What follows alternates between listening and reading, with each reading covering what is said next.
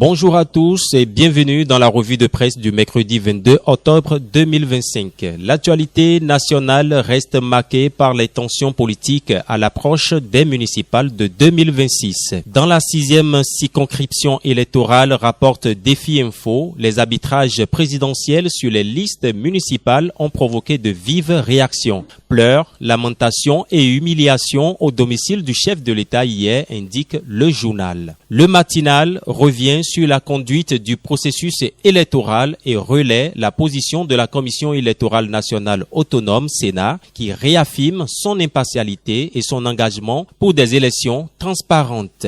La polémique autour du parrainage des candidats continue de secouer le paysage politique. Décryptage Info confirme que le parti Les Démocrates est attendu ce jeudi devant la Cour constitutionnelle. Le Télégramme ajoute que Boni Yayi, président du parti, ainsi que Renaud Agbodjo et Jude Lodjou sont convoqués dans le cadre de cette affaire. Un autre article du journal met en lumière les propos du président de la commission des lois, Orden Aladati, qui précise que le parrainage reste un droit individuel mais encadré. Boni Yayi et les démocrates face à la justice, l'opposition en péril. Une autre affaire judiciaire fait la une, celle de Philippe Azayandji. La Cour spéciale des affaires foncières et domaniales se penche sur les litiges liés à Révier, une localité gangrénée par une mafia domaniale selon le journal. Le vendredi 23 octobre est annoncé comme un jour décisif pour les habitants de l'arrondissement. L'informateur annonce par ailleurs l'ouverture du procès en appel du frère Roumvi à la Criette. Dans le même temps, DB Média informe que la Direction générale des eaux, forêts et chasses du Bénin a publié la liste de 115 candidats admis au concours de recrutement direct pour l'année 2024. Les candidats sont convoqués pour la visite médicale du 27 au 29 octobre au centre médico-social de la garnison de Cotonou. Le média en ligne revient sur les réformes dans le secteur de la santé. Près de 2800 agents ont été recrutés et déployés depuis 2016. Le ministre de la Santé Benjamin Runkati a salué les efforts du gouvernement pour renforcer les ressources